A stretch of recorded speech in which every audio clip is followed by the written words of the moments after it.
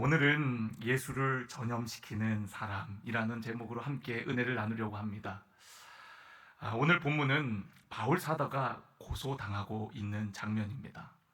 예루살렘 대제사장과 장로들이 더둘로라는 변호사를 고용하여 그를 고발하고 있는 것입니다. 가이사랴 재판장에서 바울에 대한 고소, 또 바울의 응답을 사도행전 24장에 다루고 있는데요. 오늘 우리가 읽은 이 본문 말씀은 그 더둘로라는 자가 고소하고 있는 그런 내용을 우리가 함께 보았습니다. 오늘 이 고소의 내용을 통하여서 바울이 어떤 사람인가를 우리가 생각해 봤으면 좋겠고요. 또 이 재판석상의 바울의 모습을 통해 우리 그리스도인이란 무엇인지, 또 우리 그리스도인의 정체성이 어떤 것인지에 대해서 함께 은혜를 나누려고 합니다. 바울에 대한 고소의 제목이 어떤 것이었습니까? 오늘 여기 5절에 보면은 우리가 보니 이 사람은 전염병 같은 자라 천하에 흩어진 유대인을 다 소요하게 하는 자요 나사렛 이단의 우두머리다 라고 얘기를 하고 있어요. 여러분, 전염병은 굉장히 나쁜 거죠. 우리가 얼마 전에 코로나라는 전염병을 통해서 온 세계가 얼마나 고통 가운데 있었습니까? 그러니까 전염병이라는 것은 굉장히 부정적인 표현이에요. 그러나 이 표현은 역설적으로 복음이 당시 세상에 얼마나 급속하게 전염병처럼 퍼지고 있었는가를 우리에게 가르치고 있는 것이 아니겠습니까?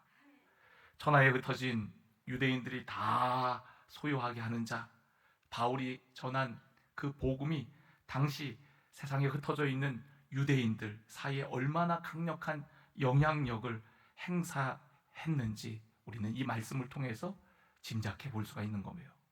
우리가 보니 이 사람은 전염병 같은 자라 천하에 흩어진 유대인들이 다 소유하게 하는 자라고 이야기를 하는 거예요.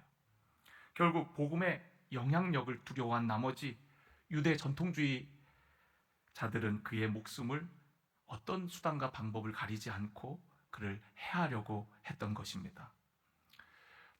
사도 바울은 로마 시민권자였기 때문에 천부장의 도움을 받아 생명을 부지할 수 있게 되었지만 어떻게든 이 바울을 죽이려고 하는 그런 유대인들이 있었어요.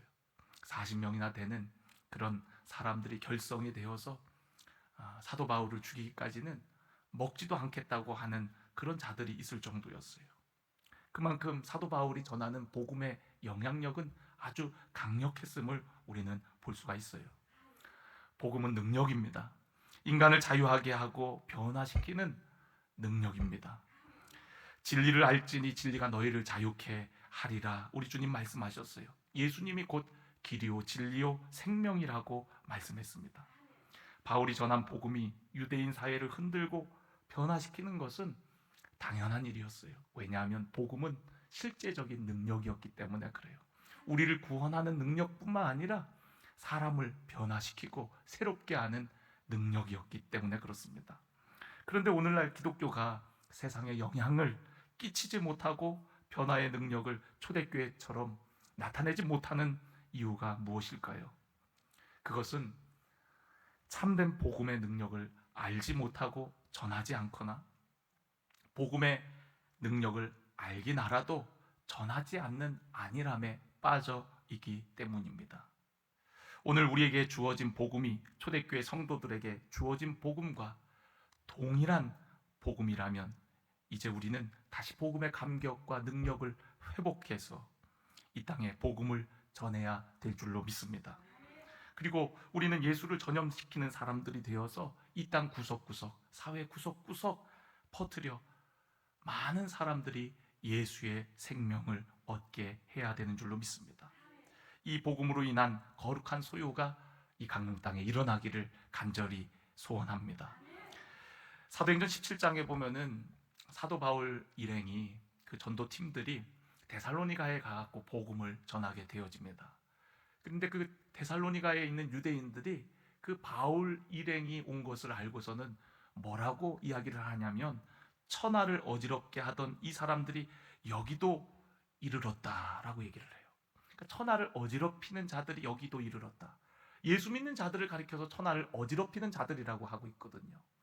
다른 번역서에 보면은 세상을 뒤엎는 자들이 여기에도 이르렀다라고 얘기를 합니다. 그러니까 복음의 능력은 세상을 뒤엎는 거예요.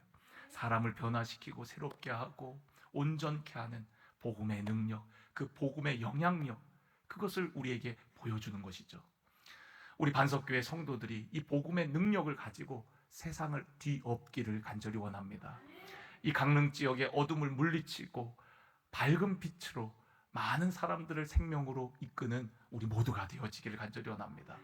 이 땅의 부흥과 회복이 바로 우리 한 사람 한 사람으로부터 예수의 사람인 바울과 같은 복음 증거자가 되어서 우리를 통해서 이 강릉 땅이 놀랍게 변화되어지기를 간절히 소원합니다.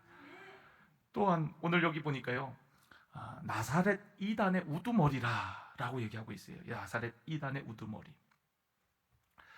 우리가 잘 알다시피 예수님의 제자들이 여럿 있었어요. 평소에 수제자라고 하는 베드로도 있고, 또 예수님의 사랑받는 요한도 있고요.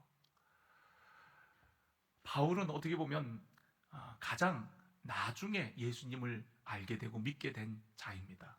그런데 오늘 그 더둘로가 바울을 고소하면서 나사렛 이단의 우두머리라고 하거든요. 아니, 나사렛 이단의 우두머리라 그러면 베드로쯤 돼야, 또 혹은 요한쯤 돼야, 혹은 바울을 주께로 어떻게 인도하고 또 세상 무대 가운데 세운 바나바쯤 돼야 좀 그런 별명이 맞을 것 같은데, 오늘 바울을 향해서 나사렛 이단의 우두머리, 리더라고 얘기를 합니다. 그만큼 바울은 복음에 있어서 누구보다도 뒤처지지 않는 그런 열정을 가지고 헌신했다는 것을 우리는 엿볼 수가 있는 거예요. 뒤늦게 예수님을 믿었지만 다른 어떤 사도들보다 더 열심을 내고 더 헌신을 하고 더 주를 위해 살았던 사람이 바로 사도 바울이었던 것이죠. 바울이 철저하게 예수 그리스도의 중심의 삶을 살았음을 우리는 알 수가 있어요. 예수님의 별명이 무엇이었죠? 나사렛 예수였어요. 나사렛. 그래서 많은 사람들이 나사렛에서 무슨 선한 것이 나겠느냐라고 했었거든요.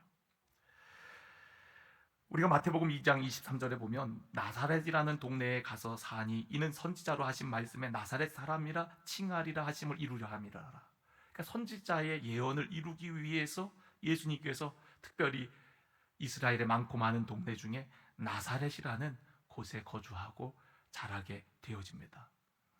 사도행전 22장 8절에 보면은 예수님께서 사도 바울에게, 그때는 사울이죠, 예수님을 핍박하고자 하는 사울에게 빛 가운데 나타나갖고 자신을 이렇게 소원케 합니다.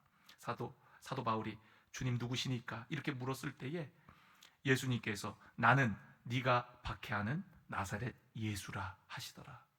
예수님도 자신을 가리켜서 나사렛 예수라고 그렇게 소개를 했어요.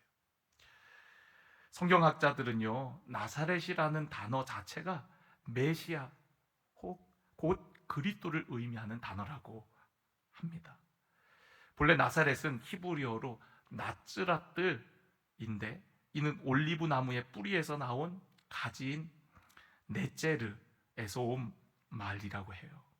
이사야 선지자는 이새의 줄기에서 한 싹이 나고 그 뿌리에서 한 가지가 나서 결실할 것이요 라고 증언을 합니다. 한 싹이 나서 그 뿌리에 한 가지, 그게 바로 오실 메시아를 가리키는 것인데, 그래서 그것을 네제르라 그러는데 그것이 바로 나사렛의 어원이라는 거예요. 그러니까 나사렛 자체가 사실은 메시아를 가리키는 단어라는 거예요.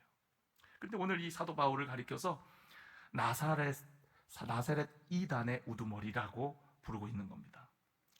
얼마나 그리스도를 높이고 또 예수님을 증거했으면 그 나사렛 이단 우두머리라고 하겠습니까? 저는 이 별명이 영광스러운 별명이라고 생각해요. 칭함이라고 생각해요. 그리스도인이라는 말도 우리가 성경을 보면은 안디옥에서 처음 붙여지게 되잖아요. 그것을 우리 그리스도인들이 부른 명칭이 아니라 믿지 않는 이방인들이 예수 믿는 사람들을 보고서 붙여준 명칭이 바로 그리스도인이에요. 그리스도인이라는 것은 그리스도를 중심으로 살아가는 사람들, 그 사람들을 의미하는 겁니다. 그러니까 그 나사렛 이단의 우두머리는 나사렛 예수를 위해 살고자 하는 사람, 나사렛 예수를 위해 누구보다도 열심을 갖고 사는 사람, 그 사람을 가리켜서 나사렛 이단의 우두머리라고 부르는 것이죠. 제가 학교 다닐 때 별명을 언젠가 한번 여러분들에게 말씀드린 적이 있습니다. 혹시 기억하고 계시나요? 뭐였죠? 아니요. 네, 광신도였습니다. 광신도. 학교 다닐 때 제 별명이 광신도였어요. 광신도. 여러분, 광신도가 뭐죠? 예, 미친 신도입니다. 여러분, 뭐에 미쳤어요? 네, 예수께 미친 거예요. 예수께 미친 사람들이 되기를 원합니다. 전 확실하게 미치고 싶어요. 조금 제가 아직도 덜 미친 것 같아요. 더 미치고 싶습니다. 완전히 예수님께 푹 빠지고 정말 예수께 미쳐 살기를 원합니다. 우리가 가끔 이렇게 TV에서 어떤 성공한 스토리들을 소개하는 그런 프로들을 보면 그 사람들은 그 분야에 미친 사람들이더라고요. 김밥에 미친 사람들, 또 떡볶이에 미친 사람들, 떡에 미친 사람들, 만두에 미친 사람들, 또 리조트 사업에 미친 사람들, 자기 사업에 미친 사람들 다 보면은 그 일에 어느 정도 미쳐 있기 때문에 그 일에 성공하는 걸 볼 수가 있어요. 저는 예수께 미친 사람이 되기를 원합니다. 예수께 완전히 푹 빠져 있는 사람이 되기를 원합니다. 사람들이 저를 볼 때 그렇게 보여지기를 원해요. 오늘 바울을 볼 때에 나사렛 이단의 우두머리, 다른 사도들도 있지만 그 어떤 사도보다 그 일에 앞장서는 사람처럼 보여지기를 간절히 원합니다. 우리 모두가 그런 그리스도인, 예수께 미친 예수의 사람들이 다 되어지기를 주의 이름으로 간절히 축원합니다. 많은 성도들이 예수님을 믿으면서도 여전히 그의 삶에 그리스도의 향기를 나타내지 못하는 이유는 우리가 명목상의 그리스도인의 삶을 살기 때문에 그래요. 그리스도인이긴 그리스도인인데 그 삶의 중심이 그리스도께 있지 않기 때문이라는 거예요. 주님을 따르고 있지만 여전히 나의 이야기, 나의 삶의 스타일을 고집하고 살아갑니다. 이제는 내가 사는 것이 아니고 내 안에 계시는 그리스도께서 사시는 것이라는 것을 우리가 수도 없이 반복하여 듣고 입으로 고백하지만 여전히 내 삶의 중심은 내가 되어서 살아가는 경우들이 너무 많습니다. 오늘 여러분의 삶의 중심은 어디에 있습니까? 여러분입니까? 아니면 주님이십니까? 주님이 오늘 이곳에 여러분들을 부르신 이유, 또 이때에 여러분들이 여기에 서 있는 이유는 주님이 여러분들을 향한 놀라운 계획과 목적을 가지고 있기 때문인 줄로 믿습니다. 우리는 그리스도께 부름받았고 그리스도를 위해서 살아가는 삶이 되어야 합니다. 그냥 이름만 그리스도인이 아니라 정말 우리의 삶의 중심이 그리스도께 있는 삶이 되어지기를 간절히 원합니다. 무엇을 하든 무엇을 먹든 다 주의 영광을 하듯이, 주의 영광을 위해 하듯이 우리가 말하는 것, 교제하는 것, 우리가 함께 먹고 또 어디를 가는 것, 그 모든 일들이 그리스도를 중심으로 해서 이루어지기를 간절히 원합니다. 내가 열심히 운동하는 것도 그리스도를 위함이요, 내가 열심히 일을 하는 것도 그리스도를 위함이요, 오늘 내가 이 사람을 만나는 것도 그리스도를 위함이요, 내가 어디를 가는 것도 그리스도를 위하여 가는 여러분의 삶의 모든 중심이 예수 그리스도가 되어지기를 주의 이름으로 간절히 축원합니다. 또한 여러분, 바울의 또 다른 고소의 내용을 보면요, 우리가 읽진 않았지만 6절을 보면 성전을 더럽게 하려 함으로 우리가 잡았다라고 얘기를 합니다. 성전을 더럽게 하려 함으로 잡았다라고 얘기합니다. 사도행전 21장을 보면은 사도 바울이 그 잡히는 장면이 나오는데요, 사도행전 21장 28절을 한번 제가 읽어드리겠습니다. 외치되 이스라엘 사람들아 도우라, 이 사람은 각처에서 우리 백성과 율법과 이곳을 비방하여 모든 사람을 가르치는 자인데 또 헬라인을 데리고 성전에 들어가서 이 거룩한 곳을 더럽혔다 하니, 이는 그들이 전에 에베소 사람 드로비모가 바울과 함께 시내에 있음을 보고 바울이 그를 성전에 데리고 들어간 줄로 생각함이로라. 온 성이 소동하여 백성이 달려와 모여 바울을 잡아 성전 밖으로 끌고 나가니 문들이 곧 다치더라라고 얘기하고 있어요. 에베소 출신의 이방인 드로비모를 데리고서 함께 예루살렘을 거닐고 있었는데 어떤 자들이 이 바울을 미워함으로 또 바울을 위험에 빠뜨리게 하기 위해서 이방인을 데리고 성전에 들어갔다라고 이렇게 얘기하면서 바울을 잡으려고 했던 거예요. 사실 바울은 이방인을 데리고 성전에 들어가질 않았습니다. 바울은 율법에 있어서 누구보다도 전문가였습니다. 그리고 그 율법을 존중하는 자였어요. 그렇기 때문에 이방인을 데리고 함부로 성전에 들어가지 않았음에도 불구하고 사람들이 추측하며 이방인과 함께 다니는 그 바울을 그렇게 고소해서 붙잡게 되어진 거예요. 당시 성전법은 이방인과 유대인을 구별하여서 철저하게 엄격하게 관리하고 있었어요. 그래서 이방인의 뜰까지만 이방인들이 들어갈 수 있었거든요. 그런데 여러분, 우리가 가만히 생각해 보면 성전이 만들어진 본래 목적은 만민이 기도하는 집이라 그랬거든요. 이방인과 유대인을 구별할 것이 아니라 어느 누구나 하나님께 나와 기도하는 집이 되어야 할 성전이 언제부턴가 변질되어서 그들만의 성전이 되어버렸단 말이에요. 교회도 마찬가지입니다. 교회 우리가 함께 모여 예배하는 공간이지만 우리들만의 공간이 되어서는 안 됩니다. 세상을 향해 문을 활짝 열고 세상 사람들이 올 수 있는 곳, 언제든지 이곳에 와서 수고하고 무거운 짐진 자들이 짐을 풀어놓을 수 있는 곳이 바로 교회가 되어야 하는 줄로 믿습니다. 그래서 여러분, 우리도 마음을 활짝 열고 우리 교회에 오는 모든 사람들을 주님의 마음으로 맞이하고 환영하고 또 섬겨야 될 줄로 믿습니다.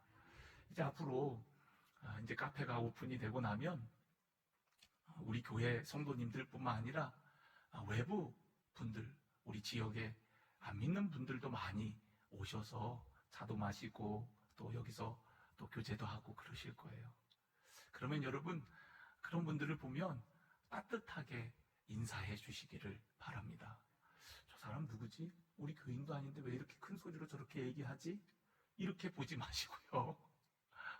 잘 못 보던 분이라 할지라도 따뜻한 눈빛으로 인사를 먼저 건네주시고, 그리고 내 소개를 하는 거예요. 저는 여기 아무개 권사입니다. 아무개 집사입니다. 반갑습니다. 잘 오셨습니다. 그러면서 인사해 주는 거예요. 그런 만남의 접촉점을 위해서 우리가 저 카페를 여는 거거든요. 그런 예수님의 사람들을 만남으로 인해서, 그 접촉점으로 인해서 세상 사람들이 교회에 대한 좋은 인상과 그리고 그 복음의 비밀을 알고 싶어지는 거거든요. 그래서 우리 교회에 다양한 사람들이 올 터인데 여러분들께서 그분들을 따뜻함으로 맞아주시고 인사해 주시기를 바랍니다. 사도 바울은 유대인 드로비모를 아마도 그런 마음으로 예루살렘을 이렇게 같이 거닐고 있었던 것 같아요. 성경이 자세히 기록하고 있지는 않지만 그가 고린도에서부터 함께 바울과 동역하며 또 예루살렘까지 같이 온 자로서 얼마나 고맙겠습니까? 예루살렘 시내를 거닐면서 예수님의 이야기, 또 이 도시가 가지고 있는 그런 특별한 하나님의 그런 목적과 계획들, 섭리들, 이런 것들을 이야기하면서 거닐고 있었을 겁니다. 그런데 오늘 그런 사도 바울의 모습을 빌미 삼아 고소를 하고 있는 거예요. 이로 인해서 사도 바울은 붙잡히게 됩니다. 그리고 가이사랴에서만 2년 동안 옥살이를 하고, 그리고 로마로 이송된 후에도 여러 해 동안 옥살이를 하게 되어집니다. 근데 놀라운 사실은 사도 바울이 그렇게 감옥에 갇히게 되었는데 후회함이 없어요. 하나님의 일에는 후회함이 없다 그러잖아요. 저는 성경을 읽으면서 나 같으면은 내가 그때 드로비모랑 거길 가는 게 아니었는데 이런 생각도 들 것 같은데, 우리가 사도 바울의 옥중 서신들을 보면은 그런 어떤 자기의 다침을 후회하거나 힘들어하거나 고통스러워하는 모습이 전혀 보이질 않습니다. 여러분, 누군가를 섬기다가 힘들고 어려운 일들을 당할 때가 있잖아요. 좋은 의도로 어떤 주의 일을 하다가 예기치 않은 오해와 또 고난을 당할 때가 있어요. 그러면 대부분 사람들이 내가 주의 일을 하다가 이런 일을 당한 거에 대해서 후회하고 또 고통스러워하고 힘들어하는데, 사도 바울은 조금도 후회함이 없는 거예요. 왜냐하면 그의 존재의 목적, 삶의 목적이 바로 영혼을 사랑하는 일이었기 때문에 그래요. 드로비모라는 이방인, 그 한 영혼을 향한 사랑과 섬김의 마음이 있었기 때문에 그로 인해서 억울한 일들을 당하고 있지만 그것을 그 사람의 탓으로 돌리지 않고 또 그 순간을 후회하지 않고 살아가는 모습을 볼 수가 있습니다. 여러분, 우리가 정말 주님을 위해서 일한다면 그런 거 아니겠어요? 오늘 이렇게 잠깐 시간이 나서 이 SNS를 이렇게 보면서 제가 잘 아는 목사님이 글을 올렸더라고요. 목회가 힘들 때 그런 제목으로 글을 올렸어요. 늘 힘들죠, 사실. 그런데 거기에 보니까 몇 가지 내용들을 담고 있는데, 또 배신, 어떤 부담, 또 뭐였더라, 하여튼 몇 가지가 있었어요. 근데 그 글을 읽으면서 요즘 목사님이 많이 힘드시구나. 근데 우리 늘 힘들 때가 많잖아요. 근데 여러분, 우리가 주님을 따름에 있어서 때로는 배신을 당해도, 때로는 오해를 받아도, 때로는 좋은 의도로 한 것이 좋지 않은 결과가 된다 할지라도 우리가 하나님을 위한 것이었다면, 또 한 영혼을 위한 것이었다면 후회가 없는 줄로 믿습니다. 중요한 건 우리의 중심 아니겠어요? 한 영혼을 향한 사랑과 섬김으로 한 일이 우리가 생각지 않은 결과를 맞이했다고 해서 여러분, 그것 때문에 낙심할 필요 없어요. 제가 여러분들에게 예방접종을 맞추는 겁니다. 여러분, 11월 12일 날 오기로 한 사람이 그렇게 애를 썼는데, 노력했는데도 불구하고 안 온다고 해서 여러분 낙심하고 절망하지 마세요. 또 어떤 분들은 오기로 한 사람 약속 안 지켜갖고 속상해갖고 본인도 안 오는 사람도 있어요. 절대로 그러면 안 된다는 거예요. 아니, 나는 선한 의도로 애쓰고 정말 잘 섬겼는데도 불구하고 내 마음같이 그렇게 상황이 안 돼도 여러분 그것 때문에 속상해하고 그렇게 아쉬워하지 마셨으면 좋겠어요. 했는데 안 되면 그것조차도 또 하나님께 맡기는 거죠. 사도 바울이 드로비모를 데리고서 그렇게 배려하고 섬기고 했는데 오히려 그 일 때문에 붙잡혀 들어가는 거거든요. 뭐 특별히 잘못한 것도 없는데 드로비모 이렇게 예루살렘 구경시켜 주면서 예수님 이야기하면서 그러면서 이야기하는데, 그러다가 그렇게 붙잡혀 들어가게 되거든요. 그런데 여러분, 후회가 없는 겁니다. 한 영혼을 향한 사랑과 섬김에는 거기까지인가 보다.